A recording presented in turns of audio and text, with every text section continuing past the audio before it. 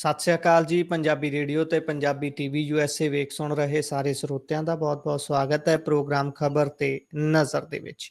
ਇਸ ਪ੍ਰੋਗਰਾਮ ਦੇ ਵਿੱਚ ਸੀਨੀਅਰ ਪੱਤਰਕਾਰ ਮਿੰਟੂ ਗੁਰਸਰੀਆ ਹੋਣਾ ਦਾ ਸਾਥ ਹੁੰਦਾ ਹੈ ਤੇ ਦੇਸ਼ ਵਿਦੇਸ਼ ਨਾਲ ਜੁੜੀਆਂ ਹੋਈਆਂ ਕਈ ਅਹਿਮ ਖਬਰਾਂ ਹੁੰਦੀਆਂ ਨੇ ਜਿਨ੍ਹਾਂ ਤੇ ਚਾਨਣਾ ਪਾਈਦਾ ਹੈ। ਸੋ ਨਾਲ ਜੋੜਦੇ ਹਾਂ ਮਿੰਟੂ ਜੀ ਨੂੰ, ਫਿਰ ਰੁੱਖ ਖਬਰਾਂ ਦਾ ਕਰਾਂਗੇ। ਬਹੁਤ-ਬਹੁਤ ਸਵਾਗਤ ਹੈ ਜੀ। ਸ਼ੁਕਰੀਆ ਜੀ ਸਾਰਿਆਂ ਨੂੰ। ਸਤਿ ਸ੍ਰੀ ਅਕਾਲ ਜੀ।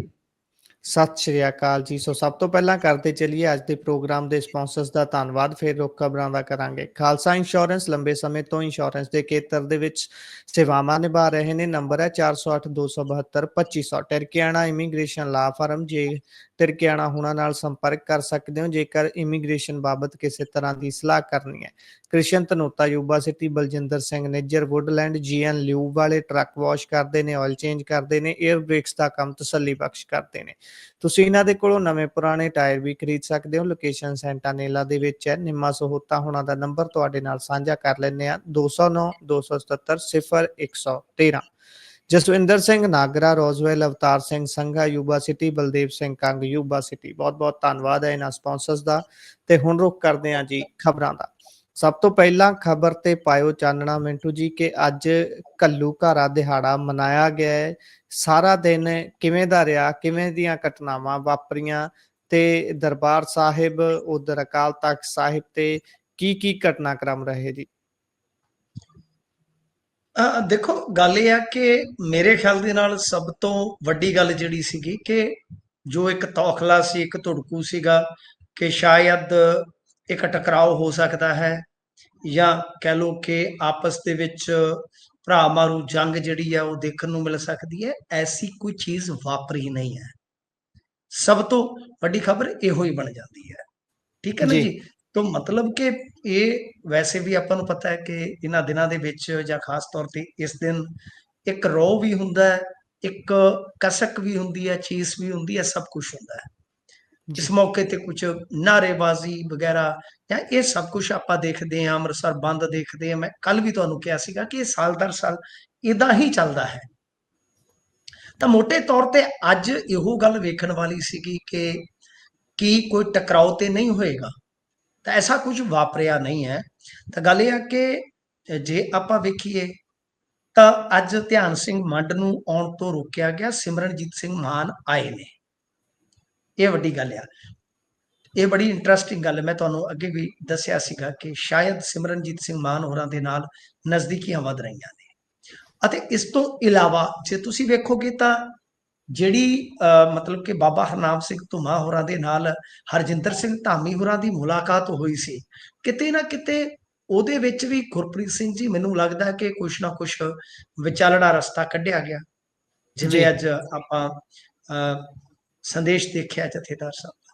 ਤਾਂ ਇਹ ਸਾਰੀਆਂ ਚੀਜ਼ਾਂ ਜਿਹੜੀਆਂ ਨੇ ਇਹਦਾ ਮਤਲਬ ਕਿ ਇੱਕ ਖਬਰ ਨੂੰ ਕਹਿ ਲਓ ਕਿ ਸੁਖਦ ਬਣਾ ਗਈਆਂ, ਜਿਹਦੇ ਲਈ ਤੌਖਲਾ ਸੀ, ਜਿਹਦੇ ਲਈ ਕਿਤੇ ਨਾ ਕਿਤੇ ਥੋੜਾ ਅੰਦੇਸ਼ਾ ਸੀਗਾ ਕਿ ਟਕਰਾਊ ਦੀ ਸੰਭਾਵਨਾ ਹੈ ਜਿਹੜੀ ਉਹ ਸਥਿਤੀ ਬਣਾ ਸਕਦੀ ਹੈ। ਅਸੀਂ ਬਹਰਹਾਲ ਐਸਾ ਕੁਝ ਨਹੀਂ ਵਾਪਰਿਆ। ਹਾਂ, ਇੱਕ ਚੀਜ਼ ਹੋਰ ਹੋਈ ਹੈ ਕਿ ਅੱਜ ਤੁਹਾਨੂੰ ਪਤਾ ਹੀ ਹੈ ਬਾਹਰ ਸਿਕਿਉਰਿਟੀ ਬਹੁਤ ਟਾਈਟ ਹੁੰਦੀ ਆ, ਅੰਦਰ ਸਿਵਲ ਵਰਦੀ ਚ ਪੁਲਿਸ ਹੁੰਦੀ ਆ। ਇਹ ਵੱਖ-ਵੱਖ ਲੇਅਰਸ ਦੇ ਵਿੱਚ ਕੰਮ ਕਰਦੇ ਨੇ। ਤੁਹਾਡੀ ਜਾਣਕਾਰੀ ਵਾਸਤੇ ਮੈਂ ਦੱਸ ਦੇਵਾਂ ਤੇ ਇਸ ਤੋਂ ਇਲਾਵਾ ਸਭ ਤੋਂ ਐਕਟਿਵ ਹੁੰਦੀ ਆ ਉੱਥੇ SGPC ਦੀ ਟਾਸਕ ਫੋਰਸ। ਤਾਂ ਹੁੰਦਾ ਕੀ ਆ ਕਿ ਉੱਥੇ ਜਦੋਂ ਕੁਝ ਲੋਕਾਂ ਨੂੰ ਰੋਕਿਆ ਜਾ ਰਿਹਾ ਸੀਗਾ ਤਾਂ ਇੱਕ ਨੌਜਵਾਨ ਜਿਹੜਾ ਸੀਗਾ ਉਹ ਉੱਥੇ ਭੜਕ ਜਾਂਦਾ ਹੈ, ਕਿਰਪਾਨ ਕੱਢ ਲੈਂਦਾ ਹੈ। ਫਿਰ ਉਸ ਜੀ ਤੋਂ ਬਾਅਦ ਉਸਨੂੰ ਪਕੜ ਲਿਆ ਜਾਂਦਾ ਹੈ, ਫੜ ਲਿਆ ਜਾਂਦਾ ਹੈ। ਮਤਲਬ ਕਿ ਉਹ ਕਾਫੀ ਅਗਰੈਸਿਵ ਹੋ ਗਿਆ ਤੇ ਟਾਸਕ ਫੋਰਸ ਵਾਲਿਆਂ ਦੇ ਨਾਲ ਝੜਪ ਹੋਈ। ਯਾਨੀ ਫਿਰ ਉਸ ਤੋਂ ਬਾਅਦ ਉਸਨੂੰ ਜਦੋਂ ਕਾਬੂ ਪਾ ਲਿਆ ਤਾਂ ਇਹਨਾਂ ਨੇ ਇੱਕ ਕਮਰੇ ਦੇ ਵਿੱਚ ਉਸਨੂੰ ਬੰਦ ਕਰ ਦਿੱਤਾ। ਜਦੋਂ ਬੰਦ ਜੀ ਕਰ ਦਿੱਤਾ ਉਸਨੇ ਅੰਦਰੋਂ ਕੜੇ ਦੇ ਨਾਲ ਜੋ ਖਿੜਕੀਆਂ ਦੇ ਸ਼ੀਸ਼ੇ ਹੁੰਦੇ ਸੀ ਉਹ ਤੋੜ ਕੇ ਖੁਦ ਨੂੰ ਬਾਹਰ ਕੱਢਣ ਦਾ ਯਤਨ ਵੀ ਕੀਤਾ। ਉਹ ਮੈਂ ਇੱਕ ਛੋਟੀ ਜਿਹੀ ਕਲਿੱਪ ਵੀ ਦੇਖੀ ਆ ਉਹਦੇ ਵਿੱਚ। ਹਾਲਾਂਕਿ ਕੁੱਟਮਾਰ ਦੇ ਦੌਰਾਨ ਦੱਸਦੇ ਆ ਕਿ ਉਸਦੀ ਦਸਤਾਰ ਵੀ ਉਤਾਰੀ ਗਈ ਆ। ਖੈਰ, ਉਸ ਤੋਂ ਬਾਅਦ ਕੀ ਹੁੰਦਾ ਕਿ ਉਸਨੂੰ ਪੁਲਿਸ ਦੇ ਹਵਾਲੇ ਕਰ ਦਿੱਤਾ ਜਾਂਦਾ ਹੈ ਜੀ। ਜਦੋਂ ਉਸਨੂੰ ਪੁਲਿਸ ਦੇ ਹਵਾਲੇ ਕਰ ਦਿੱਤਾ ਗਿਆ, ਉਸ ਤੋਂ ਬਾਅਦ ਜਿਵੇਂ ਹੀ ਜਥੇਦਾਰ ਕੁਲਦੀਪ ਸਿੰਘ ਗੜਗੱਜ ਹੋਰਾਂ ਦੇ ਨੋਟਿਸ 'ਚ ਇਹ ਗੱਲ ਆਈ, ਉਹਨਾਂ ਨੇ ਫੌਰੀ ਪੁਲਿਸ ਨੂੰ ਕਿਹਾ ਕਿ ਉਕਤ ਨੌਜਵਾਨ ਨੂੰ ਰਿਹਾ ਕਰ ਦਿੱਤਾ ਜਾਵੇ। ਤਾਂ ਮਤਲਬ ਇਹ ਵੀ ਇੱਕ ਮੈਂ ਕਹੂੰਗਾ ਕਿ ਪਹਿਲ ਕਦਮੀ ਅੱਛੀ ਪਹਿਲ ਕਦਮੀ ਆ ਕਿ ਚਲੋ ਅਗਰੈਸ਼ਨ ਦੇ ਵਿੱਚ ਐਸਾ ਹੋ ਗਿਆ, ਨਹੀਂ ਹੋਣਾ ਚਾਹੀਦਾ ਮੇਰਾ ਮੰਨਣਾ ਇਸ ਮੌਕੇ ਤੇ ਦੋਹਾਂ ਧਿਰਾਂ ਨੂੰ ਥੋੜਾ ਠਰਮਾ ਰੱਖਣ ਦੀ ਜ਼ਰੂਰਤ ਆ। ਪਰ ਜੇ ਹੋ ਗਿਆ ਤੇ ਉਹਦੀ ਕੁੱਟਮਾਰ ਕਰਕੇ ਦਸਤਾਰ ਲਾਉਣੀ ਮੇਰੇ ਖਿਆਲ ਦੇ ਨਾਲ ਠੀਕ ਨਹੀਂ, ਉਹਦੇ ਤੇ ਕਾਬੂ ਪਾ ਲਓ ਤੇ ਉਸ ਤੋਂ ਬਾਅਦ ਉਹਨੂੰ ਆਹੀ ਕੰਮ ਕਰਨਾ ਸੀ, ਹਵਾਲੇ ਕਰ ਦਿੰਦੇ। ਪਰ ਜਿਵੇਂ ਹੀ ਕੁਲਦੀਪ ਸਿੰਘ ਗੜਗੱਜ ਹੋਰਾਂ ਨੂੰ ਪਤਾ ਲੱਗਿਆ, ਜਥੇਦਾਰ ਸਾਹਿਬ ਹੋਰਾਂ ਨੂੰ, ਤਾਂ ਉਹਨਾਂ ਨੇ ਪੁਲਿਸ ਦੇ ਨਾਲ ਗੱਲਬਾਤ ਕਰਕੇ ਇਸ ਨੌਜਵਾਨ ਨੂੰ ਵੀ ਛੁਡਵਾ ਦਿੱਤਾ ਸੀਗਾ। ਜੀ। ਸੋ ਜੇਕਰ ਆਪਾਂ ਅਗਲੀ ਖਬਰ ਵੱਲ ਚੱਲੀਏ ਤਾਂ ਉਧਰ ਲੁਧਿਆਣਾ ਜ਼ਿਮਨੀ ਚੋਣ ਦੇ ਵਿੱਚ ਅੱਜ ਦਾ ਦਿਨ ਬਾਹਲਾ ਤਲਖ ਗਰਮ ਰਿਹਾ ਹੈ, ਕਿਉਂਕਿ ਬਹੁਤ ਤੇਜ਼ੀ ਦੇ ਨਾਲ ਘਟਨਾਕ੍ਰਮ ਵਾਪਰੇ ਨੇ ਉੱਥੇ। ਕਹਿੰਦੇ ਵੀ ਉਧਰ ਆਸ਼ੂ ਨੂੰ ਲੈ ਕੇ ਸੰਮਣ ਜਾਰੀ ਹੁੰਦੇ ਨੇ, ਉਸ ਤੋਂ ਬਾਅਦ ਸੰਮਣ ਜਾਰੀ ਕਰਨ ਵਾਲਾ ਅਫਸਰ ਹੀ ਟੰਗ ਦਿੱਤਾ ਜਾਂਦਾ ਹੈ। ਹੋਰ ਕੀ ਨਾਟਕੀ ਮੋੜ ਰਹੇ ਨੇ ਅੱਜ ਦੇ ਸਾਰੇ ਇਸ ਵਰਤਾਰੇ ਦੇ ਵਿੱਚ? ਨਾਟਕੀ ਘਟਨਾਕ੍ਰਮ, ਔਰ ਤੁਸੀਂ ਇਹ ਦੇਖੋ ਨਾ ਕਿ ਨਾਟਕੀ ਘਟਨਾਕ੍ਰਮ ਕਾਂਗਰਸ ਦੇ ਕਿਹੜਾ ਘੱਟ ਨੇ। ਚਲੋ ਉਧਰ ਨਹੀਂ ਜਾਂਦੇ, ਪਹਿਲਾਂ ਆਪਾਂ ਇੱਧਰ ਹੀ ਰਹਿੰਦੇ ਹਾਂ। ਵੇਖੋ ਕੱਲ ਇਹਨੂੰ ਨੋਟਿਸ ਸਰਵ ਹੁੰਦਾ ਹੈ ਸ਼ਾਮੀ, ਫਿਰ ਉਸ ਤੋਂ ਬਾਅਦ ਇਹ ਸ਼ਾਮੀ ਖਬਰ ਆ ਜਾਂਦੀ ਹੈ ਕਿ ਭਾਰਤ ਭੂਸ਼ਣ ਆਸ਼ੂ ਨੂੰ ਨੋਟਿਸ ਸਰਵ ਹੋ ਗਿਆ। ਉਹਦੇ ਬਾਅਦ ਸਵੇਰੇ ਭਾਰਤ ਭੂਸ਼ਣ ਆਸ਼ੂ ਦਾ ਬਿਆਨ ਆਉਂਦਾ ਹੈ ਕਿ ਉਹ ਪੇਸ਼ ਨਹੀਂ ਹੋਣਗੇ, ਕਿਉਂਕਿ ਤਰੀਕ ਅੱਜ ਦੀ ਸੀ ਨਾ 6/6/25। ਉਸ ਤੋਂ ਬਾਅਦ 12 ਕੁ ਵਜੇ ਇਹ ਖਬਰ ਆਉਂਦੀ ਹੈ ਕਿ ਐਸਐਸਪੀ ਜਿਹੜੇ ਆ ਉਹਨਾਂ ਨੂੰ, ਜਗਤਪ੍ਰੀਤ ਜਿਹਨਾਂ ਦਾ ਨਾਮ ਆ, ਕਿ ਸਸਪੈਂਡ ਕਰ ਦਿੱਤਾ ਜਾਂਦਾ ਹੈ। ਅਖੇ ਇਹਨਾਂ ਦਾ ਗੰਢ ਤੋਪਿਆ ਆਸ਼ੂ ਦੇ ਨਾਲ। ਮਤਲਬ ਇਹਨਾਂ ਦੀ ਜਿਹੜੀ ਭਗਤ ਮੰਡਲੀ ਹੈ ਉਸਨੇ ਇਹ ਉੱਚੀ ਉੱਚੀ ਅੜਾਟ ਰਾਗ ਅਲਾਪਣਾ ਸ਼ੁਰੂ ਕਰ ਦਿੱਤਾ ਕਿ ਇਹ ਤਾਂ ਡੀਐਸਪੀ ਲਵਾਇਆ ਹੀ ਇਸਨੇ ਸੀ, ਇਹ ਭਾਰਤ ਭੂਸ਼ਣ ਆਸ਼ੂ, ਇਹਦੀ ਤੇ ਸੈਟਿੰਗ ਹੈਗੀ ਹੈ, ਸਭ ਕੁਝ ਇਹਦੇ ਪੱਖ 'ਚ ਇਹਨੇ ਹੀ ਕੀਤਾ। ਇਹਨੇ ਕਿਹਾ ਕਿ ਤੂੰ ਮੈਨੂੰ ਸੰਮਨ ਕਰ ਦੇ, ਤੇ ਉਸ ਤੋਂ ਬਾਅਦ ਇਹ ਹਮਦਰਦੀ ਜਤਾਉਣੀ ਚਾਹੁੰਦਾ ਸੀਗਾ, ਸਰਕਾਰ ਨੇ ਇਸ ਨੂੰ ਸਸਪੈਂਡ ਕਰ ਦਿੱਤਾ। ਇਹ ਵੀ ਠੀਕ ਹੋ ਗਿਆ। ਹੁਣ ਦੂਜੇ ਪਾਸੇ ਜੇ ਆਪਾਂ ਵੇਖੀਏ ਤਾਂ ਆਪਰੇਸ਼ਨ ਲੋਟਸ ਤੋਂ ਲੈ ਕੇ ਜੀ ਕਿੰਨੇ ਇਹੋ ਜਿਹੇ ਡਰਾਮੇ ਆਮ ਆਦਮੀ ਪਾਰਟੀ ਦੇ ਵੀ ਐਕਸਪੋਜ਼ ਹੋ ਚੁੱਕੇ ਨੇ। ਦੋਹਾਂ ਚੋਂ ਕਿਹੜੀ ਗੱਲ ਨੂੰ ਸੱਚ ਮੰਨੀਏ ਕਿ ਕੀ ਨਾਟਕ ਆਸ਼ੂ ਕਰ ਰਿਹਾ ਸੀ ਕਿ ਨਾਟਕ ਇਹ ਕਰ ਰਹੇ ਸੀ? ਕਿਉਂ? ਕਿਉਂਕਿ ਦੇਖੋ ਜਿਵੇਂ ਹੀ ਮੈਂ ਸਵੇਰੇ ਉੱਠ ਕੇ ਇਹ ਚੀਜ਼ ਦੇਖੀ ਗੁਰਪ੍ਰੀਤ ਜੀ, ਸੱਚ ਜਾਣਿਓ ਇਮਾਨਦਾਰੀ ਨਾਲ ਆਖ ਰਿਹਾ ਮੈਂ ਕਿ ਮੈਂ ਇਹ ਸੋਚਿਆ ਕਿ ਕਿਆ ਯਾਰ ਇਹਨਾਂ ਨੇ ਜੀ ਆਸ਼ੂ ਨੂੰ ਚੋਣ ਛੱਡਤੀ। ਮਤਲਬ ਚੱਲਦੀ ਚੋਣ ਦੇ ਵਿੱਚ ਜਿਹੜਾ ਤੁਹਾਡਾ ਸਟਰੋਂਗ ਮੁਕਾਬਲੇਬਾਜ਼ ਆ, ਤਕੜਾ ਮੁਕਾਬਲੇਬਾਜ਼ ਆ, ਉਸ ਨੂੰ ਇਸ ਤਰ੍ਹਾਂ ਦੀ ਹਮਦਰਦੀ ਦੀ ਲਹਿਰ ਦਾ ਮੌਕਾ ਦੇ ਦੇਣਾ ਕਿਤੇ ਨਾ ਕਿਤੇ ਚੋਣ ਛੱਡਣ ਵਾਲੀ ਗੱਲ ਹੈ। ਤਾਂ ਮੈਂ ਤਾਂ ਦੰਗ ਰਹਿ ਗਿਆ।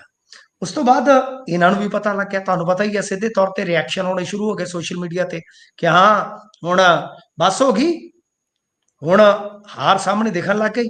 ਫਿਰ ਇਹਨਾਂ ਨੂੰ ਪਤਾ ਲੱਗਿਆ ਕਿ ਇਹ ਕੰਮ ਬਹੁਤ ਖਰਾਬ ਹੋਏਗਾ, ਆਸ਼ੂ ਕਿਤੇ ਨਾ ਕਿਤੇ ਇਸ ਗੱਲ ਦਾ ਐਡਵਾਂਟੇਜ ਲਿਜਾ ਸਕਦਾ ਹੈ।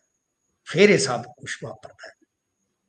ਹੁਣ ਗੁਰਪ੍ਰੀਤ ਜੀ ਜਿਹੜੀ ਗੱਲ ਮੁਅੱਤਲ ਕਰਨ ਵਾਲੇ ਐਸਐਸਪੀ ਦੀ ਹੈ ਸਰ, ਉਹਦੀਆਂ ਤਸਵੀਰਾਂ ਵਾਇਰਲ ਨੇ ਜੀ ਕਿ ਉਹ ਅਰੋੜਾ ਸਾਹਿਬ ਦੀ ਚੁਣਾਵੀ ਮਹਿਫਲ ਦਾ ਸ਼ਿੰਗਾਰ ਹੈ। ਜੇ ਤੁਹਾਨੂੰ ਪਤਾ ਸੀਗਾ, ਦੇਖੋ ਗੱਲ ਇਹ ਆ ਕਿ ਉਹ ਤਾਂ ਲੰਮੇ ਸਮੇਂ ਤੋਂ ਉੱਥੇ ਤੈਨਾਤ ਸੀ, ਨਿਯੁਕਤ ਸੀ, ਜੀ ਤਾਂ ਫਿਰ ਤੁਸੀਂ ਪਹਿਲਾਂ ਤੁਹਾਨੂੰ ਨਹੀਂ ਸੀ ਪਤਾ ਇਸ ਗੱਲ ਦਾ ਕਿ ਉੱਥੇ ਆਸ਼ੂ ਦਾ ਬੰਦਾ ਹੈ? ਇਹਦਾ ਮਤਲਬ ਕਿ 3 ਸਾਲ 3.5 ਸਾਲ ਤੁਹਾਨੂੰ ਇਹ ਹੀ ਸਮਝਣ ਚ ਲੱਗ ਗਿਆ ਕਿ ਕਿਹਦਾ ਕਿਹੜਾ ਬੰਦਾ। ਦੂਜੀ ਚੀਜ਼ ਕਿ ਦੇਖੋ ਗੱਲ ਇਹ ਆ ਕਿ ਇਸ ਮਾਮਲੇ ਦੇ ਵਿੱਚ ਇਹ ਵੀ ਇੱਕ ਵੱਡਾ ਸਵਾਲ ਆ ਕਿ ਕੀ ਆਸ਼ੂ ਤੁਹਾਡੇ ਤੋਂ ਤਾਕਤਵਰ ਹੈ ਜਿਹੜਾ ਤੁਹਾਡੇ ਜੀ ਰਾਜ ਦੇ ਵਿੱਚ ਤੁਹਾਡੇ ਐਸਐਸਪੀ ਤੋਂ ਇਹੋ ਜਿਹਾ ਨਾਟਕ ਕਰਾ ਲੇਗਾ? ਔਰ ਕਿਹੜਾ ਐਸਐਸਪੀ ਇਹੋ ਜਿਹਾ ਬੇਵਕੂਫ ਹੈ ਜਿਹੜਾ ਚੱਲਦੀ ਕੰਪੇਨ ਦੇ ਵਿੱਚ ਉਸ ਹਲਕੇ ਦੇ ਇੱਕ ਨੈਸ਼ਨਲ ਪਾਰਟੀ ਦੇ ਕੈਂਡੀਡੇਟ ਨੂੰ ਆਪਣੇ ਕੋਲੋਂ ਸੰਮਣ ਬਣਾ ਕੇ ਦੇ ਦੇਵੇਗਾ? ਕੀ ਤੁਸੀਂ ਮੰਨ ਸਕਦੇ ਹੋ ਗੁਰਪ੍ਰੀਤ ਜੀ? ਮੈਂ ਤੁਹਾਡੇ ਤੇ ਗੱਲ ਛੱਡਦਾ, ਕੀ ਸਮਝ ਆਉਂਦੀ ਹੈ ਇਸ ਤਰ੍ਹਾਂ ਦੀ ਗੱਲ? ਆਪਾਂ ਵੀ ਕੋਈ ਰੋਟੀ ਨੂੰ ਚੋਚੀ ਥੋੜੀ ਦੱਸਣ ਵਾਲੇ ਆ, ਸਮਝਦਾਰ ਆ ਜੀ। ਹੁਣ ਦੂਜੀ ਗੱਲ ਕਿ ਇਹ ਅਜਿਹਾ ਕਰ ਦਿੰਦੇ ਨੇ। ਮੈਂ ਇੱਕ ਛੋਟੀ ਜਿਹੀ ਮਿਸਾਲ ਦੇਣਾ ਤੁਹਾਨੂੰ। ਇਹਨਾਂ ਨੇ ਬੀਤੇ ਦਿਨੀ ਐਸਐਸਪੀ ਜਿਹੜੇ ਹੈਗੇ ਨੇ ਵਰਿੰਦਰ ਸਿੰਘ ਬਰਾੜ, ਉਹਨਾਂ ਨੂੰ ਸਸਪੈਂਡ ਕੀਤਾ ਸੀ, ਯਾਦ ਹੈ ਤੁਹਾਨੂੰ? ਜੀ ਅੱਜ ਤੱਕ ਇਹ ਨਹੀਂ ਪਤਾ ਕਿ ਉਹਨਾਂ ਤੇ ਇਲਜ਼ਾਮ ਕੀ ਹੈ। ਮਤਲਬ ਕਿ ਜਿਹੜਾ ਪੀੜਤ ਪਰਿਵਾਰ ਹੈ उसका दोष की सी कि साइबर सैल वाले साडे तो मतलब कि डिमांड कर रहे सन फोन वापस करने का। हुण दसो SSP का तो किते उन्होंने ना ही नहीं लिया।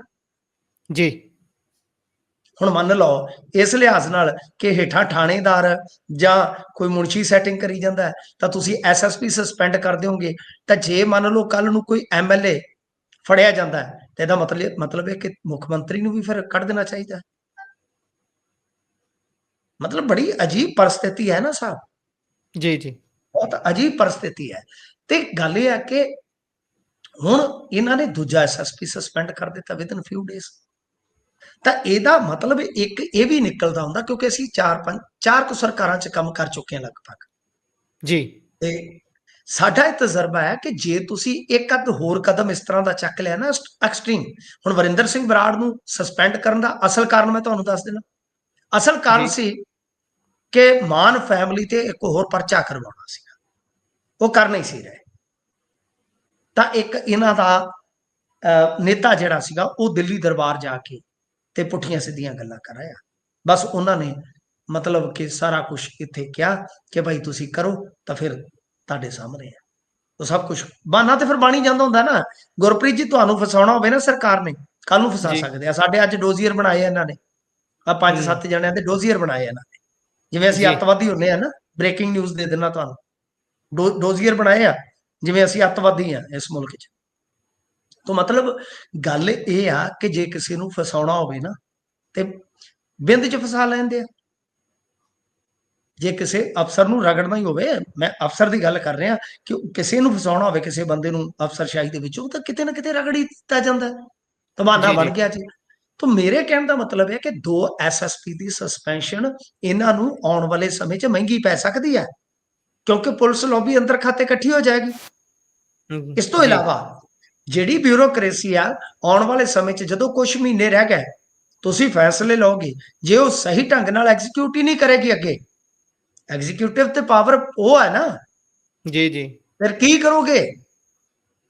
ਸੋ ਇਹ ਵੀ ਇੱਕ ਬਹੁਤ ਵੱਡੀ ਗੱਲ ਆ। ਤੇ ਜੇ ਮੰਨ ਲਓ ਭਗਤ ਮੰਡਲੀ ਦੀ ਗੱਲ ਤੇ ਮੈਂ ਇੱਕ ਵਾਰ ਫੁੱਲ ਚਾੜ ਦੇਵਾਂ ਕਿ ਠੀਕ ਹੈ, ਦਰੁਸਤ ਹੈ ਤੁਹਾਡੀ ਗੱਲ, ਵਜ੍ਹਾ ਫਰਮਾ ਰਹੇ ਹੋ ਤੁਸੀਂ ਕਿ ਆਸ਼ੂ ਨੇ ਹੀ ਸਾਰਾ ਨਾਟਕ ਕੀਤਾ ਹੈ, ਤਾਂ ਫਿਰ ਤੁਸੀਂ ਸੰਭਲ ਜਾਓ ਕਿ SSP ਦੇ ਪੱਧਰ ਦੇ ਜਿਹੜੇ ਬੰਦੇ ਹੁਣ ਜੇ ਕਾਂਗਰਸ ਵੱਲ ਝੁਕਣ ਲੱਗ ਗਏ ਆ ਨਾ, ਮੈਨੂੰ ਸੁੱਖ ਨਹੀਂ ਜਾਪਦੀ ਫਿਰ ਤੁਹਾਡੀ ਆਉਣ ਵਾਲੇ ਸਮੇਂ 'ਚ।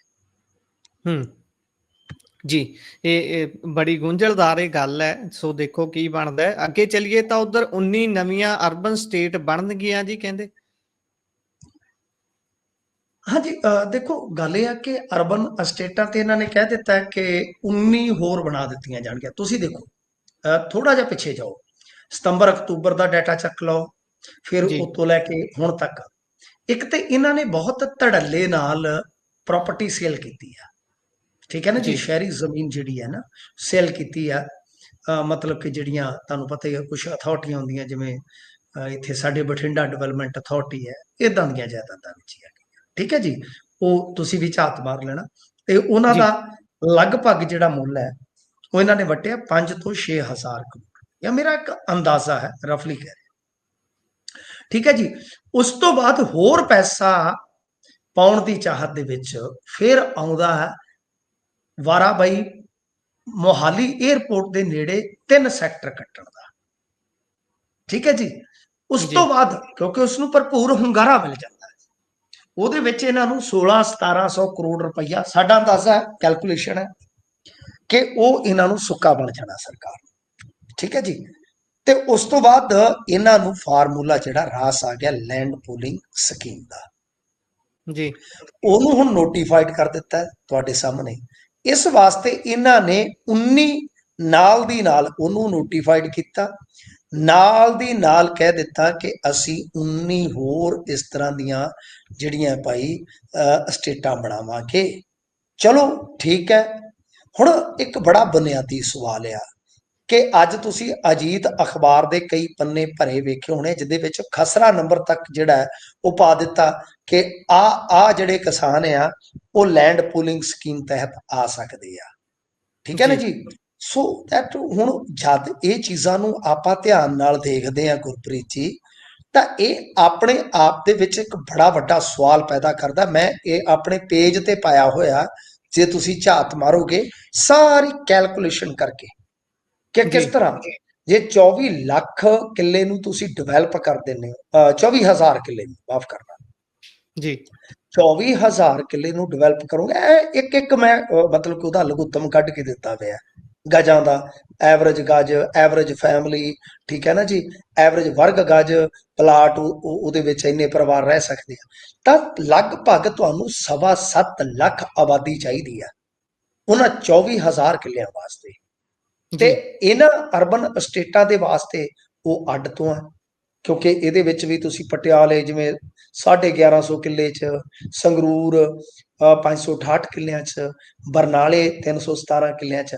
Gurpreet ji, land pooling scheme ਦੇ ਵਿੱਚ ਤੁਸੀਂ ਕਿੱਲਾ ਲੈਣਾ ਹੈ, 1000 ਵਰਗ ਗਜ ਉਹਨੂੰ ਬਦਲੇ 'ਚ ਰਿਹਾਇਸ਼ੀ ਪਲਾਟ ਦੇ ਦੇਣਾ, ਤੇ 200 ਵਰਗ ਗਜ ਦਾ SCO ਦੇ ਦੇਣਾ, ਮਤਲਬ ਕਿ ਸ਼ਾਪ ਕੰਮ ਉਹ ਕਹਿੰਦੇ ਹੁੰਦੇ ਨਾ ਆਫਿਸ, ਜਿਹੜਾ ਉਹ ਸਾਰਾ ਕੁਝ ਆ ਜਾਂਦਾ ਹੈ। ਠੀਕ ਕਮਰਸ਼ੀਅਲ ਹੈ ਨਾ ਜਗ੍ਹਾ। ਜੀ, ਹਾਂ, ਜੀ ਕਮਰਸ਼ੀਅਲ ਜਗ੍ਹਾ। ਗੱਲ ਇਹ ਆ ਕਿ 19 ਅਰਬਨ ਸਟੇਟ ਹੋ ਗਏ, 7.25 ਲੱਖ ਦੀ ਵਸੋਂ ਤੁਹਾਨੂੰ ਉੱਥੇ ਚਾਹੀਦੀ ਆ। ਇੱਥੇ ਅੱਜ ਇੰਡੀਆ 'ਚ ਇਹ ਅੰਕੜਾ ਹੈ ਲਗਭਗ ਕਿ 62-64% ਵਸੋਂ ਦੇ ਕੋਲ ਹੈ ਹੀ ਕੱਖ ਨਹੀਂ ਹੈ, ਜੀ ਹੈ ਹੀ ਕੱਖ ਨਹੀਂ ਹੈ ਜੀ ਖਰਚਣ ਵਾਸਤੇ, ਮਤਲਬ ਕਿ ਕਹਿ ਲਓ ਆਈ ਚਲਾਈ ਆ। ਤਾਂ ਇਹ ਸਾਰਾ ਜੋ ਅਸੀਂ ਡਿਵੈਲਪ ਕਰਨ ਜਾ ਰਹੇ ਹਾਂ, ਮਤਲਬ ਉਹਦਾ ਸਾਫ਼ ਹੈ ਕਿ ਗਾਂ ਜਾ ਕੇ ਉਹਦਾ ਭਵਿੱਖ। ਮੈਂ ਤੁਹਾਨੂੰ ਇੱਕ ਮਿਸਾਲ ਦਿੱਤੀ ਹੈ, ਮੈਂ ਉਸ ਪੋਸਟ 'ਚ ਵੀ ਮਿਸਾਲ ਦਿੱਤੀ ਹੈ ਜਿਹੜੀ ਮੈਂ ਬੀਤੇ ਦਿਨੀ ਪਾਈ ਸੀਗੀ। ਜੀ ਜਗਰਾਵਾਂ ਖੰਡ ਮਿਲ ਸੀ, ਜਿਹੜੇ ਜਗਰਾਵਾਂ ਏਰੀਏ ਦੇ ਨਾ ਆਪਣੀ ਆਡੀਅנס ਚੋਂ ਉਹਨਾਂ ਨੂੰ ਪਤਾ ਹੋਏਗਾ, ਜਗਰਾਵਾਂ ਇੱਕ ਬੜੀ ਮਸ਼ਹੂਰ ਖੰਡ ਮਿਲ ਸੀਗੀ। ਉਸ ਖੰਡ ਮਿਲ ਦੀ 100 ਕਿੱਲੇ ਜ਼ਮੀਨ ਇਹਨਾਂ ਨੇ ਇਸੇ ਤਰ੍ਹਾਂ ਦੀ ਕਲੋਨੀ 'ਚ ਵਾੜਤੀ। ਅੱਜ ਤੱਕ ਉਹ ਕਲੋਨੀ ਡਿਵੈਲਪ ਨਹੀਂ ਹੋਈ। ਨਾਲੇ ਜਗਰਾਉਂ ਲੁਧਿਆਣੇ ਤੋਂ ਤੁਹਾਨੂੰ ਪਤਾ ਬਹੁਤੀ ਦੂਰ ਨਹੀਂ ਆ, ਜਗਰਾਉਂ ਬੜੀ ਜ਼ਮੀਨ ਮਹਿੰਗੀ ਆ। ਉਹਦਾ ਕਾਰਨ ਆ ਕਿ ਮਤਲਬ ਕਿ ਜੇ ਆਪਾਂ ਦੇਖੀਏ ਆਮ ਬੰਦੇ ਨੇ ਵੀ ਜੇ ਘਰ ਵੇਖਣਾ ਹੋਵੇ, ਅੱਜ ਕੱਲ ਆਮ ਬੰਦੇ ਨੇ ਕੁਝ ਪਰਸੈਂਟ ਵਸੋਂ ਨੂੰ ਛੱਡ ਕੇ ਉਹ 100 200 400 ਗਜ ਤੋਂ ਅੱਗੇ ਨਹੀਂ ਵੱਧ ਸਕਦਾ, ਵਰਗ ਗਜ ਤੋਂ। ਐਡੀ ਮਹਿੰਗੀ ਮਤਲਬ ਕਿ ਜਗ੍ਹਾ ਜਿਹੜੀ ਕਰੋੜਾਂ ਦੀ ਆ, ਤੁਸੀਂ ਮੈਨੂੰ ਦੱਸੋ ਕਿੰਨੇ ਦਾ ਗਜ ਹੋਏਗਾ ਸਰ? 400 ਜੀ 500 ਵਰਗ ਗਜ ਦਾ ਪਲਾਟ ਲੈਣ ਲੱਗਿਆ ਬਸ ਹੋ ਜਾਂਦੀ ਆ। ਜੀ ਜੀ ਤਾਂ ਇੰਨੀ ਵਸੋਂ ਤੁਸੀਂ ਕਿੱਥੋਂ ਲਿਆਓਗੇ? ਮਤਲਬ ਕਿ ਜਿਹੜੀ ਕਰੋੜਾਪਤੀ ਵਸੋਂ ਆ, ਉਹ ਕਿਵੇਂ ਸ਼ਹਿਰਾਂ ਚੋਂ ਨਿਕਲ ਕੇ ਇਹਨਾਂ 'ਚ ਆ ਜਾਏਗੀ, ਆਪਣੇ ਘਰਾਂ ਚੋਂ ਨਿਕਲ ਕੇ ਆ ਜਾਏਗੀ? ਇਹ ਬੜਾ ਇੱਕ ਬੁਨਿਆਦੀ ਸਵਾਲ ਹੈ ਜਿਸ ਦਾ ਜਵਾਬ ਨਹੀਂ ਦੇ ਸਕੇ ਇਹ। ਖੈਰ ਦੇਖਦੇ ਆ ਕਿ ਕੀ ਬਣਦਾ, ਪਰ ਮੇਰਾ ਆਪਣਾ ਲੌਜਿਕ ਹੈ ਇਸ ਮਾਮਲੇ ਦੇ ਵਿੱਚ, ਤਰਕ ਆ ਕਿ ਸਰਕਾਰ ਕਹਿੰਦੀ ਆ ਕਿ ਇੱਕ ਵਾਰੀ ਇਹ ਕੰਮ ਛੋਹ ਲਓ, ਠੀਕ ਹੈ, ਲੈਂਡ ਜਿਹੜੀ ਆ ਉਹ ਕਿਸਾਨ ਦੀ ਆ ਜਾਵੇ, ਉਹ ਜਾਣੀ ਕਿਹਨੂੰ ਆ? ਡਿਵੈਲਪਰ ਨੂੰ। ਸਰਕਾਰ ਨੂੰ ਪੈਸਾ ਆਉਣਾ ਸਟਾਰਟ ਹੋ ਜਾਵੇ, ਬਸ ਮੇਨ ਗੱਲ ਇਹ। ਉਸ ਪੈਸੇ ਨਾਲ ਕੀ ਕਰਨਾ ਮੈਨੂੰ ਨਹੀਂ ਪਤਾ, ਉਹ ਪੈਸਾ ਕਿੱਥੇ ਇਹਨਾਂ ਨੇ ਲਿਜਾਣਾ, ਕਿਹਨੇ ਕਿਹਨੇ ਵੰਡਣਾ ਮੈਨੂੰ ਨਹੀਂ ਪਤਾ। ਉਹਦੇ ਨਾਲ ਕੀ ਡਿਵੈਲਪਮੈਂਟ ਹੋਣੀ ਹੈ, ਬੀਬੀਆਂ ਨੂੰ ਦੇਣਾ, ਬੀਬੀਆਂ ਨੂੰ ਦੇਣਾ, ਗਲੀਆਂ ਚਲਾਉਣਾ, ਛੱਪੜਾਂ 'ਚ ਪਾਉਣਾ, ਮੈਨੂੰ ਨਹੀਂ ਉਸ ਬਾਰੇ ਪਤਾ। ਪਰ ਸੁੱਕੀ ਕਮਾਈ ਹਿੰਗ ਲੱਗੇ ਨਾ ਫਟਕੜੀ ਤੇ ਰੰਗ ਚੋਖੇ ਦਾ ਚੋਖਾ, ਸਰਕਾਰ ਉਸ ਫਾਰਮੂਲੇ ਤੇ ਆ। ਜੀ ਉਧਰ ਕਹਿੰਦੇ ਵੀ ਅਬੋਹਰ ਦੇ ਵਿੱਚ ਆਪ ਵਾਲਿਆਂ ਨੇ ਨਵੀਂ ਖੇਡ ਸ਼ੁਰੂ ਕਰ ਦਿੱਤੀ ਹੈ, ਕਿਹੜੀ ਹੈ ਜੀ ਇਹ ਖੇਡ? ਉਹ ਦੱਸਦੇ ਹੀ ਸ਼ਰਮ ਆਉਂਦੀ ਹੈ, ਮੇਰਾ ਏਰੀਆ ਹੈ ਜੀ, ਹੁਣ ਮੈਂ ਕੀ ਦੱਸਾਂ। ਗੱਲ ਆ ਕਿ ਹੁਣ ਨਾਲੇ ਰੋਵਾਂ ਨਾਲੇ ਹੱਸਾਂ। ਅਸਲ ਦੇ ਵਿੱਚ ਕੀ ਆ ਕਿ ਇੱਥੇ ਇੱਕ ਟਰਾਂਸਫਾਰਮਰ ਦਾ ਰੌਲਾ ਪਿਆ, ਇਹ ਪਰਚਾ ਦਰਜ ਹੋ ਗਿਆ ਜੀ, ਪਰਚਾ ਜੀ ਦਰਜ ਹੋ ਗਿਆ। ਆਪਾਂ ਪਹਿਲਾਂ FIR ਨੰਬਰ ਜਾਂ ਉਹਦੇ ਵਿੱਚ ਲੱਗੀਆਂ ਧਾਰਾ ਦੇਖ ਲੈਂਦੇ ਹਾਂ ਤਾਂ ਕਿ ਫੈਕਚੁਅਲੀ ਅਸੀਂ ਇਸ ਨੂੰ ਕਲੀਅਰ ਕਰ ਦਈਏ। ਤਾਂ ਅਖਬਾਰਾਂ ਜੀ ਦੇ ਵਿੱਚ ਲੱਗੀ ਖਬਰ ਦੇ ਮੁਤਾਬਕ ਇਹ ਹੈ ਕਿ ਇਹਦੇ ਵਿੱਚ 4 ਦੋਸ਼ੀਆਂ ਤੇ ਮਾਮਲਾ ਦਰਜ ਹੋਇਆ। ਇਹਦਾ ਜਿਹੜਾ ਮਜ਼ਮੂਨ FIR ਦਾ, ਉਹਦੇ ਮੁਤਾਬਕ ਕਾਬਲ ਸਿੰਘ, ਗੁਰਵਿੰਦਰ ਸਿੰਘ, ਇਸ ਤੋਂ ਇਲਾਵਾ ਪੰਕਜ ਨਰੂਲਾ, ਜੀ ਇਹ ਜਿਹੜੇ ਸ਼ਾਇਦ ਇੱਕ ਹੈਗਾ ਅਰਵਿੰਦਰ ਸਿੰਘ ਉਰਫ ਸ਼ੇਰਾ, ਮਾਫ ਕਰਨਾ। ਇਹਦੇ ਵਿੱਚ ਜਿਹੜਾ ਨਰੂਲਾ ਸਾਹਿਬ ਆ, ਇਹ ਤੇ ਵਪਾਰ ਵਿੰਗ ਦਾ ਜ਼ਿਲ੍ਹਾ ਮੁਖੀ ਵੀ ਰਹਿ ਚੁੱਕਾ ਆਮ ਆਦਮੀ ਪਾਰਟੀ ਵੱਲ, ਮਤਲਬ ਜੀ ਕਿ ਚੰਗਾ ਤਜਰਬਾ ਹੈਗਾ ਆਗੂ ਪੁਣੇ ਦਾ। ਇਹਦੇ ਤੇ ਵਿਕਰਮ ਮਜੀਠੀਆ ਨੇ ਵੀ ਸ਼ਾਇਦ ਟਵੀਟ ਕੀਤਾ ਸੀਗਾ। ਦੇਖੋ ਮਾਮਲਾ ਕੀ ਆ, ਮਾਮਲਾ ਹੈਗਾ ਸਾਡੇ ਇੱਥੇ ਨਾ ਏਰੀਆ ਦੇ ਵਿੱਚ ਇੱਕ ਪਿੰਡ ਆ, ਵੈਸੇ ਜ਼ਿਲ੍ਹਾ ਪੈ ਜਾਂਦਾ ਫਾਜ਼ਿਲਕਾ, ਮੈਂ ਤੁਹਾਨੂੰ ਥੋੜਾ ਜਿਹਾ ਭੂਗੋਲਿਕ ਤੌਰ ਤੇ ਕਲੀਅਰ ਕਰ ਦੇਵਾਂ। ਜੀ ਇਹ ਜ਼ਿਲ੍ਹਾ ਪੈ ਜਾਂਦਾ ਫਾਜ਼ਿਲਕਾ ਤੇ ਇਹ ਏਰੀਆ ਜਿਹੜਾ ਮਤਲਬ ਕਿ ਇੱਧਰ ਨੂੰ ਜਦੋਂ ਆਪਾਂ ਰਾਜਸਥਾਨ ਵੱਲ ਨੂੰ ਵੱਧਦੇ ਆ ਤਾਂ ਥੋੜੀ ਉਰੇ ਹੀ ਆ ਰਾਜਸਥਾਨ ਤੋਂ। ਰੁਕਨਪੁਰਾ ਖੂਹੀ ਖੇੜਾ ਪਿੰਡ ਆ, ਉਹਨੂੰ ਖੂਹੀ ਖੇੜਾ ਹੀ ਕਹਿ ਦਿੰਦੇ ਆ, ਰੁਕਨਪੁਰਾ ਖੂਹੀ ਖੇੜਾ ਪੂਰਾ ਨਾਮ ਆ। ਜੀ ਇੱਥੇ ਕਿਸੇ ਬੰਦੇ ਦਾ 2023 ਚ ਟਰਾਂਸਫਾਰਮਰ ਸੜ ਗਿਆ ਤੇ ਉਹਨੇ ਬਦਲਣ ਲਈ ਪੀਐਸਪੀਸੀਐਲ ਨੂੰ ਮਤਲਬ ਕਿ ਸੰਪਰਕ ਕੀਤਾ। ਖੂਹੀਆਂ ਸਰਵਰ ਇੱਕ ਛੋਟਾ ਜਿਹਾ ਕਸਬਾ ਹੈ, ਜੀ ਵੱਡਾ ਪਿੰਡ ਹੀ ਹੈ, ਛੋਟਾ ਜਿਹਾ ਕਸਬਾ ਕਹਿ ਲਓ, ਤੇ ਇੱਕ ਨਵਾਂ ਟਰਾਂਸਫਾਰਮਰ ਉਹਨਾਂ ਨੇ ਦੇ ਦਿੱਤਾ, ਪਰ ਸਟਾਫ ਦੀ ਘਾਟ ਦੇ ਚੱਲਦੇ ਇਸ ਨੂੰ ਬਦਲਣ ਦੇ ਵਿੱਚ ਮੁਸ਼ਕਲਾਂ ਜਦੋਂ ਆਈਆਂ ਤੇ ਫਿਰ ਇਹਨੇ ਜਿਹੜੇ ਆਪਣੇ ਨਿੱਜੀ ਹੁੰਦੇ ਆ ਇੱਥੇ ਮਤਲਬ ਕਿ ਪਿੰਡਾਂ ਦੇ ਵਿੱਚ ਕੰਮ ਕਰਨ ਵਾਲੇ, ਉਹਨਾਂ ਦੇ ਥਰੂ ਟਰਾਂਸਫਾਰਮਰ ਫਿੱਟ ਕਰਾ ਲਿਆ। ਇਹਨਾਂ ਨੇ ਜੀ ਕੀ ਕੀਤਾ ਕਿ ਸ਼ਿਕਾਇਤਾਂ ਦਰਜ ਕਰਨੀਆਂ ਸਟਾਰਟ ਕਰ ਦਿੱਤੀਆਂ। ਹੁਣ ਤੁਹਾਨੂੰ ਪਤਾ ਹੀ ਆ ਕਿ ਉਹਦੇ ਚ ਸ਼ਾਇਦ ਅਫਸਰ ਵੀ ਫਸਦੇ ਹੋਣਗੇ ਕਿ ਤੁਸੀਂ ਦਿੱਤਾ ਜੀ ਕਿਉਂ, ਜਾਂ ਬੰਦੇ ਤੁਸੀਂ ਨਿੱਜੀ ਕਿਉਂ ਲੱਗਣ ਦਿੱਤੇ, ਆਰਟੀਆਈਆਂ ਪਾਉਣੀਆਂ ਸ਼ੁਰੂ ਕਰ ਦਿੱਤੀਆਂ। ਤਾਂ ਉਹਨੇ ਕਿਹਾ ਯਾਰ ਮੇਰੀ ਜਾਨ ਛੱਡੋ। ਤਾਂ ਸਰ ਇਹਨਾਂ ਨੇ 10 ਲੱਖ ਰੁਪਈਆ ਦੇ ਕੇ ਮਾਮਲਾ ਸੁਲਝਾਉਣ ਲਈ ਕਿਹਾ, ਸੁਲਝਾਉਣ ਲਈ 10 ਲੱਖ ਰੁਪਈਆ। ਠੀਕ ਹੈ ਜੀ। ਤਾਂ ਫਿਰ ਇਹਦੇ ਚ ਦੁਖੀ ਹੋਏ ਬੰਦੇ ਨੇ ਜਦੋਂ ਸ਼ਿਕਾਇਤ ਕੀਤੀ, ਫਿਰ ਪੁਲਿਸ ਨੇ ਮਤਲਬ ਕਿ ਜਿਹੜੇ ਇਹਨਾਂ ਦੇ ਸੀਨੀਅਰ ਪੁਲਿਸ ਅਧਿਕਾਰੀ ਸੀ ਉਹਨਾਂ ਕੋਲ ਜਦੋਂ ਸ਼ਿਕਾਇਤ ਗਈ, ਉਹਨਾਂ ਨੇ ਪੜਤਾਲ ਕਰਵਾਈ। ਤਾਂ ਉਕਤ ਪੜਤਾਲ ਉਪਰੰਤ ਇਹ ਗੱਲ ਜਿਹੜੀ ਹੈ ਉਹ ਨਿਖਰ ਕੇ ਸਾਹਮਣੇ ਆਈ ਕਿ ਭਾਈ ਇਹ ਗੱਲ ਜਿਹੜੀ ਆ ਵਾਕਿਆ ਸੱਚੀ ਆ। ਤਾਂ ਤੁਸੀਂ ਹਿਸਾਬ ਲਾ ਲਓ ਕਿ ਬਲੈਕਮੇਲਿੰਗ, ਆਰਟੀਆਈ, ਧੰਦੇਬਾਜ਼ੀ ਉਹ ਤੇ ਛੱਡੋ ਕਿ ਟਰਾਂਸਫਾਰਮਰ ਹੀ ਇਹ ਤੇ 10 ਲੱਖ ਚ ਪਾਉਣ ਨੂੰ ਫਿਰਦੇ ਸੀਗੇ ਬੰਦੇ ਨੂੰ। ਹੱਦ ਹੋ ਜੀ ਗਈ। ਜੇ ਕੱਲ ਨੂੰ ਕੋਈ ਰੇਲ ਗੱਡੀ ਦੇ ਇੰਜਨ ਉਂਜਨ ਦਾ ਰੌਲਾ ਪੈ ਜੇ ਤੇ ਇਹ ਤੇ ਮੇਰੇ ਖਿਆਲ ਦੇ ਨਾਲ 100 ਕਰੋੜ ਦਾ ਸੌਦਾ ਕਰਨਗੇ। ਕਮਾਲ ਹੈ ਯਾਰ, ਬਈ ਸ਼ਰਮ ਕਰੋ, ਅਕਲ ਦੇ ਅੰਨਿਓ ਬੰਦੇ ਤੁਹਾਡੇ ਕੋਲ। ਸਰ ਮੈਂ ਜਾਂਦਾ ਰਹਿਣਾ ਦਫ਼ਤਰਾਂ 'ਚ ਵੀ ਜਾਂਦਾ ਰਹਿਣਾ ਗੁਰਪ੍ਰੀਤ ਜੀ। ਜੀ ਜੀ ਮੈਂ ਤੁਹਾਨੂੰ ਦੱਸਿਆ ਵਾਰ-ਵਾਰ ਚੰਗਾ ਨਹੀਂ ਲੱਗਦਾ ਬੰਦਾ ਮੇਰਾ ਮਤਲਬ ਕਿ ਇਸ ਤਰ੍ਹਾਂ ਦਾ ਸੰਪਰਕ ਰਹਿੰਦਾ। ਮੈਂ ਬੀਤੇ ਦਿਨੀ ਇਸੇ ਮਹਿਕਮੇ ਦੇ ਇੱਕ ਅਧਿਕਾਰੀ ਦੇ ਦਫ਼ਤਰ ਬੈਠਾ ਸਾਂ ਤੇ ਮੈਂ ਆਖਿਆ ਵੀਰੇ ਤੇਰਾ ਬੀਮਾ ਹੋਇਆ? ਉਹ ਹੱਸ ਪਿਆ, ਕਹਿੰਦਾ ਕਿਵੇਂ, ਕਿਉਂ ਮਿੰਟੂ? ਮੈਂ ਕਿਹਾ ਯਾਰ ਮਤਲਬ ਕਿ ਜਿਸ ਬਿਲਡਿੰਗ 'ਚ ਤੂੰ ਬੈਠਾ ਹੈ ਇਹ ਤੇ ਇਦਾਂ ਹੀ ਆ ਕਿ ਜਿਵੇਂ ਮਤਲਬ ਮੌਤ ਦੇ ਮੂੰਹ 'ਚ ਬੈਠਣਾ ਹੋਵੇ। ਉਹ ਕਹਿੰਦਾ ਕੀ ਕਰੀਏ, ਨੌਕਰੀ ਤੇ ਕਰਨੀ, ਇਹੋ ਜਿਹੀ ਬਿਲਡਿੰਗ ਹੈ ਇਸੇ ਜੀ ਮਹਿਕਮੇ ਦੀ। ਤੇ ਫਿਰ ਮੈਂ ਉਹਨੂੰ ਪੁੱਛਿਆ ਕਿਉਂਕਿ ਉਹ ਉੱਚ ਅਧਿਕਾਰੀ ਸੀ ਕਿ ਭਾਈ ਤੇਰੇ ਕੋਲ ਸਟਾਫ?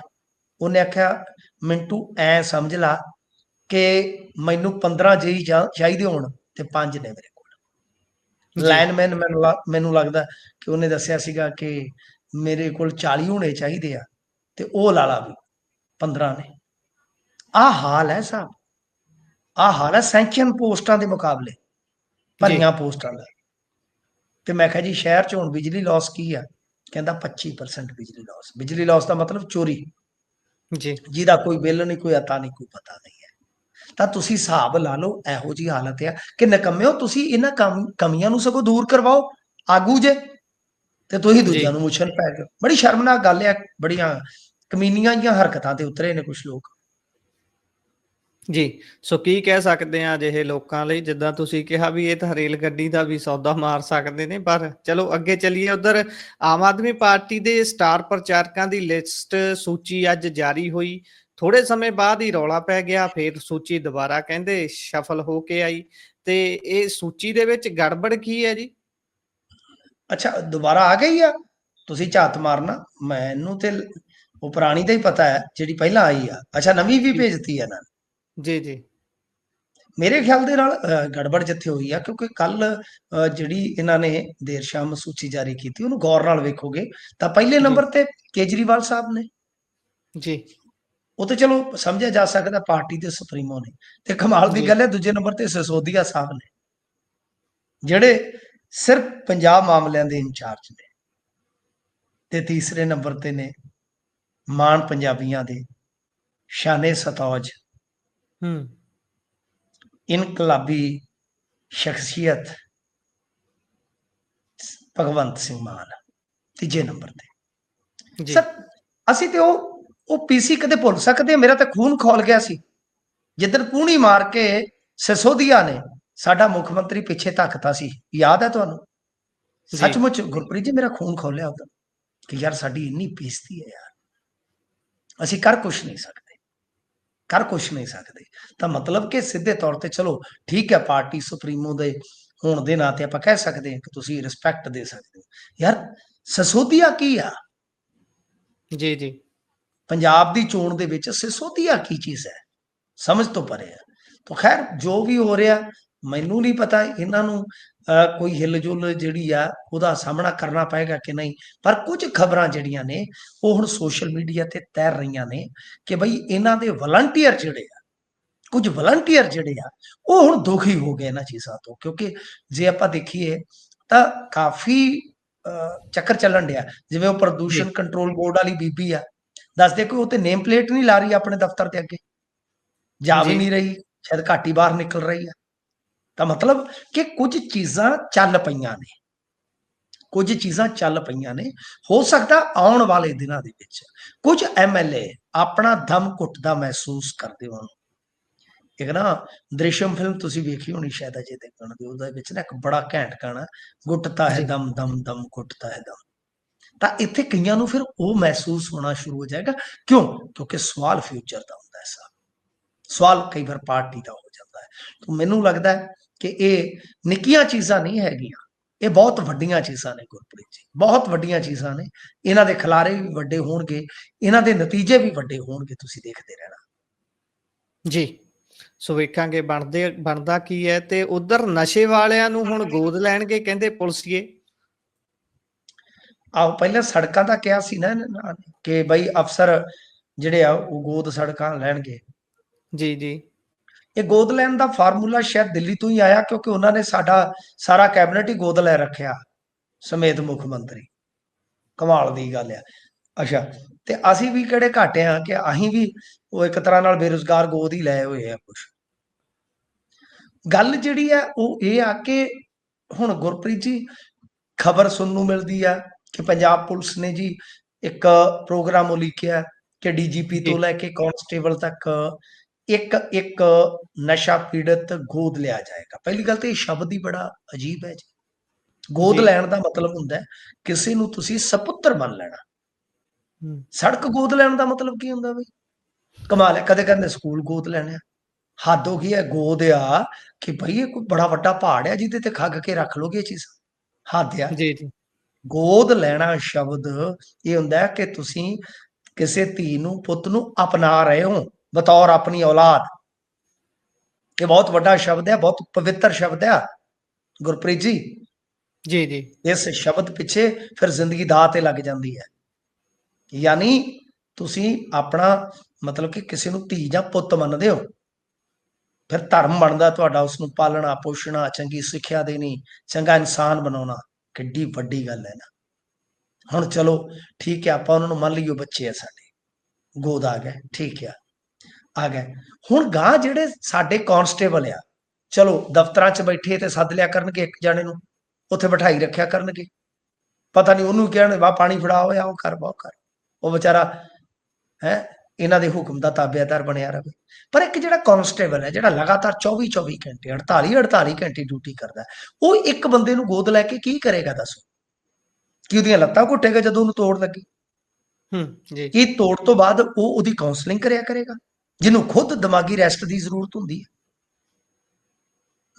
ਕੀ ਉਹਦੀ ਨਿਗਰਾਨੀ ਰੱਖਿਆ ਕਰੇਗਾ ਕਿ ਕਿਤੇ ਇਹ ਜਾ ਕੇ ਗਾਏ ਬਗਾਏ ਕੋਈ ਧਾਹ ਨਾ ਲਾ ਆਵੇ? ਸਰ ਕਿਹੋ ਜਿਹੀਆਂ ਗੱਲਾਂ ਹੋ ਰਹੀਆਂ ਨੇ, ਮੈਨੂੰ ਸਮਝ ਨਹੀਂ ਆ ਰਹੀ ਕਿ ਨੀਤੀਗਤ ਤੌਰ ਤੇ ਅਸੀਂ ਇਹੋ ਜਿਹੇ ਕਦਮ ਚੁੱਕ ਕੇ। ਤੁਹਾਨੂੰ ਯਾਦ ਹੈ ਕੇਜਰੀਵਾਲ ਸਾਹਿਬ ਨੇ ਤੇ ਕਿਹਾ ਸੀਗਾ ਕਿ ਅਸੀਂ ਇਹਨਾਂ ਸਾਰਿਆਂ ਦੀ ਮਰਦਮਸ਼ੁਮਾਰੀ ਕਰਾਉਣੀ ਹੈ। ਜੀ ਤਾਂ ਉਧਰੋਂ ਮੋਦੀ ਸਾਹਿਬ ਨੇ ਤੇ ਜਾਤ ਆਧਾਰਿਤ ਮਰਦਮਸ਼ੁਮਾਰੀ ਦਾ ਵੀ ਐਲਾਨ ਕਰ ਦਿੱਤਾ, ਸ਼ਾਇਦ ਨੋਟੀਫਿਕੇਸ਼ਨ ਵੀ ਜਾਰੀ ਹੋਣ ਜਾ ਰਿਹਾ। ਤੇ ਇਹਨਾਂ ਦੀ ਮਰਦਮਸ਼ੁਮਾਰੀ ਕਿੱਥੇ ਹੈ? ਮਤਲਬ ਸਾਫ਼ ਹੈ ਕਿ ਲੁਧਿਆਣਾ ਚੋਣ ਲਗਾਉਣ ਵਾਸਤੇ ਤਰ੍ਹਾਂ ਤਰ੍ਹਾਂ ਦੇ ਗੋਲ ਸੈੱਟ ਕੀਤੇ ਜਾ ਰਹੇ ਆ। ਜਿਹੜੇ ਪਿਛਲੇ ਆ ਗੋਲ ਉਹਨਾਂ ਨੂੰ ਦਿੱਤਾ ਰੋਲ ਤੇ ਅੱਗੇ ਫੇਰ ਕਰ ਦਿੱਤਾ ਚੋਲ ਮੋਲ। ਆਹ ਹਿਸਾਬ ਕਿਤਾਬ ਜਿਹਾ ਹੋਈ ਜਾਂਦਾ। ਹੋਰ ਮੈਨੂੰ ਇਹਦੇ ਚ ਕੋਈ ਦੀਦਾ ਨਹੀਂ ਹੈ ਕਿ ਬਹੁਤ ਵੱਡਾ ਕੋਈ ਰਿਜ਼ਲਟ ਨਿਕਲੇਗਾ।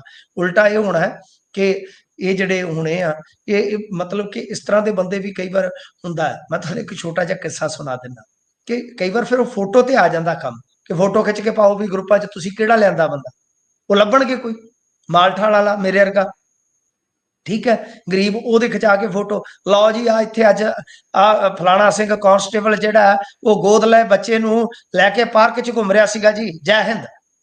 ਚਲ ਜੀ ਹੋ ਜੀ ਗਿਆ ਕੰਮ। ਮੈਨੂੰ ਸਾਰਾ ਪਤਾ ਜੀ, ਮੇਰੇ ਤੇ ਭਰਾ ਭਤੀਜੇ ਬਹੁਤ ਨੇ ਪੁਲਿਸ 'ਚ। ਹੂੰ, ਬਹੁਤ ਨੇ ਮੇਰੇ ਨਾਲ ਦੇ ਮੇਰੇ ਯਾਰ ਦੋਸਤ ਬਹੁਤ ਨੇ ਅਫਸਰ। ਤਾਂ ਮਤਲਬ ਕਿ ਬਸ ਆਹ ਕੁਛ ਇੱਕ ਵਾਰੀ ਨਾ ਇੱਕ ਮੁਲਾਜ਼ਮ ਨੇ ਸੂਈ ਕੁੱਤੀ ਸੀ ਜਿਹੜੀ, ਤੇ ਜੀ, ਉਹਦੇ ਚੁੱਕ ਕੇ ਬੱਚੇ ਕਿਤੇ ਛੱਡ ਆਇਆ ਉਹ। ਠੀਕ ਹੈ ਜੀ, ਬੱਚੇ ਛੱਡ ਆਇਆ ਤੇ ਮੁੜ ਕੇ ਉਹ ਰੌਲਾ ਪੈ ਗਿਆ। ਉਹ ਕਿਸੇ ਨੇ ਵੇਖ ਲਿਆ ਤੇ ਉਹਨੇ ਉਹਦੀ ਸ਼ਿਕਾਇਤ ਕਰਤੀ। ਉਤੋਂ ਉਹਦੀ ਇਨਕੁਆਇਰੀ ਦੇ ਆਰਡਰ ਆ ਗਏ। ਉਹ ਐਸਡੀਐਮ ਦਾ ਗਨਮੈਨ ਸੀ। ਐਸਡੀਐਮ ਨੇ ਕੋਈ ਗਾਂ ਫਿਰ ਸਕੀਮ ਸਕੂਮ ਲਾ ਕੇ ਸੈੱਟ ਉਹੋ ਜਿਹੇ ਰੰਗ ਦੀ ਕੁੱਤੀ ਲੱਭੀ ਜਿਹੜੀ ਸੂਈ ਹੋਵੇ, ਉਹਦੇ ਨਾਲ ਜੀ, ਫੋਟੋ ਖਿਚਾ ਕੇ ਤੇ ਫਿਰ ਫੋਟੋ ਪਾਈ ਕਿ ਹੁਣ ਅਸੀਂ ਫਿਰ ਲੱਭ ਕੇ ਸੁਰੱਖਿਅਤ ਜਗ੍ਹਾ ਤੇ ਛੱਡ ਕੇ ਆਏ ਜੀ। ਜੀ, ਸਰ, ਕਿ ਕਮਾਲ ਕਰਦੇ ਹੋ ਤੁਸੀਂ ਸਰ। ਮੈਂ ਤੇ ਹੈਰਾਨ ਆ ਜਿਹੜੀਆਂ ਇਹ ਸਲਾਹਾਂ ਦਿੱਤੀਆਂ ਜਾ ਰਹੀਆਂ। ਖੈਰ ਚਲੋ, ਆਪਾਂ ਕੌਣ ਹੁੰਨੇ ਆ ਜੀ, ਇਹ ਤੇ ਰੰਗ 'ਚ ਭੰਗ ਪਾਉਣ ਵਾਲੇ। ਲੈਣ ਦਿਓ ਨਜ਼ਾਰੇ। ਜੀ।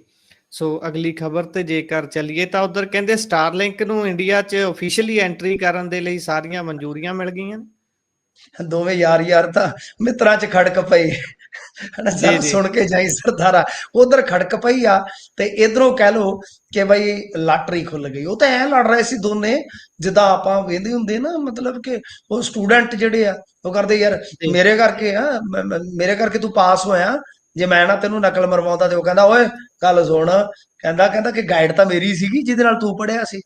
ਜੀ, ਇਦਾਂ ਦੀਆਂ ਗੱਲਾਂ ਤੇ ਆਏ ਪਏ ਨੇ। ਖੈਰ, ਸਟਾਰਲਿੰਕ ਲਈ ਵੱਡੀ ਖਬਰ ਹੈ। ਸਟਾਰਲਿੰਕ ਲਈ ਬਲੂਮਬਰਗ ਦੀ ਰਿਪੋਰਟਿੰਗ ਤੋਂ ਲੈ ਕੇ ਮੈਂ ਦੈਨਿਕ ਭਾਸਕਰ ਤੱਕ ਚੈੱਕ ਕੀਤਾ ਜੀ, ਸਾਰੇ ਵੱਡੇ ਅਖਬਾਰ ਇਸ ਵੇਲੇ ਇਸ ਨੂੰ ਕਾਫੀ ਤਵੱਜੋ ਦੇ ਰਹੇ ਆ। ਇਹ ਆ ਰਿਹਾ ਕਿ ਸਪੀਡ ਸੈਟੇਲਾਈਟ ਇੰਟਰਨੈਟ ਦੇਣ ਵਾਸਤੇ ਸਟਾਰਲਿੰਕ ਲਈ ਰਸਤਾ ਜਿਹੜਾ ਹੈ ਉਹ ਖੁੱਲ ਰਿਹਾ ਹੈ ਜੀ। ਖੁੱਲ ਰਿਹਾ ਹੈ ਮਤਲਬ ਹੁਣ ਉਹਨੂੰ ਸਿਰਫ Indian national space promotion and authorisation centre ਯਾਨੀ IN ਸਪੇਸੀ ਦਾ ਅਪਰੂਵਲ ਹੀ ਚਾਹੀਦਾ। ਬਾਕੀ ਟੈਲੀਕਾਮ ਡਿਪਾਰਟਮੈਂਟ ਦਾ ਲਾਇਸੈਂਸ ਮਿਲ ਗਿਆ। ਜੀ, ਇਸ ਤੋਂ ਪਹਿਲਾਂ ਦੋ ਕੰਪਨੀਆਂ ਕੋਲ ਲਾਇਸੈਂਸ ਨੇ, ਵਨ ਵੇਵ ਹੈ, ਰਿਲਾਇੰਸ ਜੀਓ ਹੈ ਦੋ। ਤਾਂ ਇਹਦਾ ਮਤਲਬ ਹੈ ਕਿ ਜਿਵੇਂ ਸਟਾਰਲਿੰਕ ਐਂਟਰੀ ਮਾਰੇਗਾ, ਇਹਨਾਂ ਦੀ ਐਂਟਰੀ ਪਤਾ ਰੁਕੀ ਕਦੋਂ ਹੋਈ ਸੀਗੀ ਗੁਰਪ੍ਰੀਤ ਜੀ? ਜੀ, ਜੋ ਮਤਲਬ ਕਿ ਸਿਕਿਉਰਿਟੀ ਹੁੰਦਾ ਡਾਟਾ ਨੂੰ ਲੈ ਕੇ, ਸਿਕਿਉਰਿਟੀ ਨੂੰ ਲੈ ਕੇ ਜੋ ਕੰਸਰਨ ਸੀ ਉਹੀ ਸੀਗਾ। ਤਾਂ ਸ਼ਾਇਦ ਜੀ, ਉਹਦੇ ਤੇ ਸਹਿਮਤੀ ਬਣ ਗਈ ਆ। ਹੁਣ ਸਹਿਮਤੀ ਕਿਵੇਂ ਬਣੀ ਆ ਉਹ ਤੇ ਆਪਾਂ ਨੂੰ ਇਹਨਾਂ ਦਾ ਐਗਰੀਮੈਂਟ ਦੇਖਣਾ ਪਵੇਗਾ। ਲੰਮਾ ਚੌੜਾ ਕੰਮ ਹੁੰਦਾ ਉਹ, ਫਿਰ ਉਸ ਉਪਰੰਤ ਪਤਾ ਲੱਗੇਗਾ ਸਹਿਮਤੀ ਕਿਵੇਂ ਬਣੀ ਹੈ। ਪਰ ਜਿਵੇਂ ਹੀ ਇਹ ਆਏਗਾ ਤਾਂ ਸਮਝ ਲਓ ਇੱਕ ਬੜਾ ਵੱਡਾ ਮੁਕਾਬਲਾ ਜਿਹੜਾ ਸੈਟੇਲਾਈਟ ਇੰਟਰਨੈਟ ਦਾ ਆਪਣੇ ਤੇ ਸ਼ੁਰੂ ਹੋ ਜਾਏਗਾ, ਕਿਉਂਕਿ ਰਿਲਾਇੰਸ ਜੀਓ ਵੀ ਬਹੁਤ ਵੱਡਾ ਪਲੇਅਰ ਹੈ। ਵਨ ਵੇਵ ਦੇ ਜੀ, ਵਿੱਚ ਵੀ ਮੰਨ ਲਓ ਉਹ ਆ ਗਏ ਸ਼ਾਇਦ ਏਅਰਟੈਲ ਵਾਲੇ, ਤਾਂ ਬਹੁਤ ਵੱਡਾ ਮੁਕਾਬਲਾ ਹੋ ਜਾਏਗਾ। ਤਾਂ ਦੇਖਦੇ ਹਾਂ। ਹਾਲਾਂਕਿ ਕੁਝ ਮੈਂ ਉਹਦੀ ਪੁਸ਼ਟੀ ਨਹੀਂ ਕਰਦਾ ਕਿਉਂਕਿ ਮੈਂ ਤੇ ਆਫੀਸ਼ੀਅਲੀ ਦੇਖਿਆ। ਕੁਝ ਮੀਡੀਆ ਰਿਪੋਰਟਾਂ ਨੇ ਇਹ ਕਿਹਾ ਕਿ ਸਟਾਰਲਿੰਕ ਦਾ ਜਿਹੜਾ ਭਾਰਤ ਦੇ ਵਿੱਚ ਸ਼ੁਰੂਆਤੀ ਪਲਾਨ ਹੋਏਗਾ ਮਹੀਨੇ ਭਰ ਦਾ ਅਨਲਿਮਟਿਡ ਡਾਟਾ ਜਿਹੜਾ ਉਹ 840 ਯਾਨੀ ਲਗਭਗ $10 ਤੋਂ ਸਟਾਰਟ ਹੋਏਗਾ। ਜੀ। ਸੋ ਵੇਖਾਂਗੇ ਹੁਣ ਬਣਦਾ ਕੀ ਹੈ। ਜਦੋਂ ਨਵੇਂ ਪਲੇਅਰ ਦੀ ਐਂਟਰੀ ਹੋਈ ਹੈ ਤਾਂ ਪੁਰਾਣੇ ਪਲੇਅਰ ਉਸ ਦੇ ਨਾਲ ਟੈਕਲ ਕਰਨ ਦੇ ਲਈ ਕਿਹੋ ਜਿਹੀਆਂ ਰਣਨੀਤੀਆਂ ਬਣਾਉਂਦੇ ਨੇ, ਸਮਾਂ ਬਿਆਨ ਕਰੂਗਾ। ਪਹਿਲਾਂ ਅੰਬਾਨੀਆਂ ਨੇ ਬਾਕੀ ਫੇਲ ਕੀਤੇ, ਹੁਣ ਅੰਬਾਨੀ ਨੂੰ ਕੰਪੀਟੀਟਰ ਉਸ ਨੂੰ ਕਿਤੇ ਤਕੜਾ ਮਿਲ ਗਿਆ। ਦੇਖਦੇ ਆਂ ਇਹ ਕੰਪੀਟੀਟਰ ਆਮੋ ਸਾਹਮਣੇ ਜਦੋਂ ਹੁੰਦੇ ਨੇ, ਹੱਥ ਹਾਂ, ਮਿਲਦੇ ਨੇ ਜਾਂ ਫਿਰ ਕਿੱਥੇ ਗੱਲ ਜਾਂਦੀ ਹੈ। ਸੋ ਪ੍ਰੋਗਰਾਮ ਦਾ ਸਮਾਂ ਇੱਥੇ ਸਮਾਪਤ ਹੁੰਦਾ ਹੈ। ਸਮਿੰਟੂ ਜੀ, ਤੁਸੀਂ ਜੁੜੇ, ਜਾਣਕਾਰੀਆਂ ਸਾਂਝੀਆਂ ਕੀਤੀਆਂ, ਬਹੁਤ ਬਹੁਤ ਧੰਨਵਾਦ ਜੀ। ਸ਼ੁਕਰੀਆ ਜੀ। ਸੋ ਇਹ ਸਨ ਸਾਡੇ ਨਾਲ ਮਿੰਟੂ ਗੁਰਸਰੀਆ ਜੀ। ਵੱਖ-ਵੱਖ ਖਬਰਾਂ ਦੇ ਉੱਪਰ ਪਾਇਆ ਚਾਨਣਾ। ਕਿਵੇਂ ਲੱਗਿਆ ਤੁਹਾਨੂੰ ਪ੍ਰੋਗਰਾਮ? ਆਪਣੇ ਵਿਚਾਰ, ਰਾਏ, ਟਿੱਪਣੀਆਂ ਜ਼ਰੂਰ ਸਾਂਝੇ ਕਰਿਓ। ਜੁੜੇ ਰਹੋ ਪੰਜਾਬੀ ਰੇਡੀਓ ਤੇ ਪੰਜਾਬੀ TV USA ਦੇ ਨਾਲ। ਦਿਓ ਇਜਾਜ਼ਤ। ਧੰਨਵਾਦ। ਸਤਿ ਸ਼੍ਰੀ ਅਕਾਲ।